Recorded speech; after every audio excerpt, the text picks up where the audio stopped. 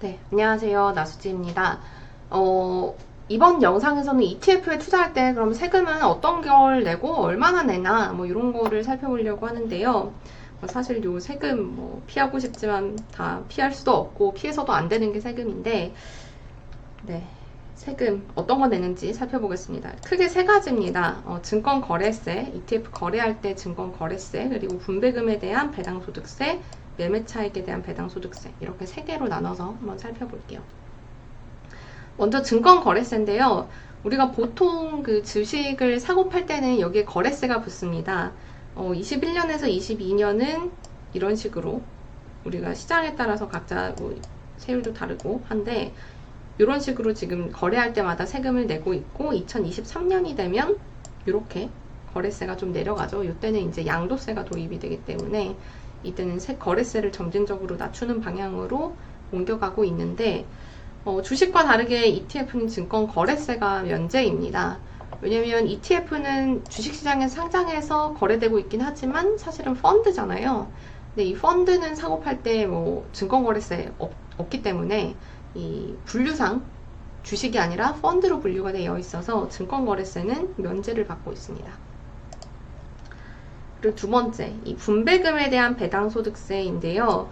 이 분배금은 많이들 아시겠지만 주식에 배당이 있듯이 ETF도 분배금이 있습니다.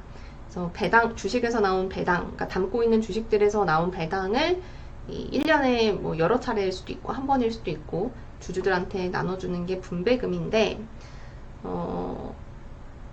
이 분배금에 대해서는 15.4%가 과세가 됩니다. 그러니까 일반 주식에 똑같죠? 똑같은 거죠. 배당소득세 14%에 지방소득세 1.4 해서 15.4%. 그러니까 일반 주식이랑 똑같이 ETF도 분배금에 대해서는 과세가 된다. 이렇게 생각을 하시면 될 것 같고요. 네, 세 번째는 이제 매매차익에 대한 배당소득세인데요. 요거는 국내 주식형 ETF인지 아니면 요걸 제외한 나머지 채권, 원자재, 인버스 레버리지, 해외 주식 이런 것들 다 포함되겠죠. 나머지인지에 대해서에 따라 다른데, 일단 매매 차익에 대한 배당 소득세는 국내 주식에는 매매 차익에 대한 배당 소득세가 부과되지 않습니다. 주식도 지금 부과되지 않으니까요. 똑같이 기준을 맞춘 거죠. 근데 다만 나머지에 대해서는 매매 차익에 대해서 그 이익 난 거 중에 15.4%를 과세를 하고요. 근데 요거 약간 주의하셔야 될 게, 이 단순히 매매 차익에 대해서 무조건 과세를 하는 게 아니라 과표 기준가 증가분과 이 매매 차익 중에서 적은 거에 과세를 합니다. 그럼 이 매매 차익은 사실 쉽죠. 우리가 진짜로 사고 팔아가지고 얼마나 이익을 남겼나, 요게 매매 차익이고, 그럼 과표 기준가라는 게 뭔가 이거를 살펴봐야 되는데, 요 과표 기준가라는 거는 ETF가 담고 있는 자산 가운데 과세 대상 자산만 평가해서 산정한 기준가다라고 볼 수 있습니다. 예를 들어서 주식과 장내 선물은 매매 차익에 대해서 지금 비과세잖아요. 근데 장외 선물이나 채권 원자재나 이런 것들에 대해서는 이제 과세가 되는 것도 있는데, 그 ETF가 담고 있는 자산 중에서 비과세인 거는 바르고, 그리고 과세가 되는 거에 대해서만 과세가 되는 거를 잘라가지고 요 가격이 얼마나 변했는지 요거를 보면서 과표 기준가를 산정을 한다는 거죠.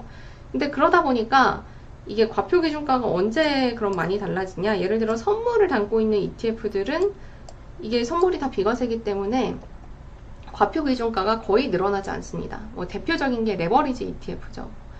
그러니까 레버리지 ETF에서 수익은 실제 매매 차익은 많이 냈다고 하더라도 실제 과표 기준가를 보면 그렇게 증가하지 않아서 레버리지 ETF 같은 경우는 수익을 많이 내도 세금은 거의 안 내도 되는 경우들이 많이 생깁니다. 그래서 보통은 요 매매 차익보다는 과표 기준가 증가분이 훨씬 더 적거든요. 그래서 요거를 기준으로 15.4%가 과세되는 경우가 많다라고 알고 계시면 될 것 같습니다. 네, 감사합니다.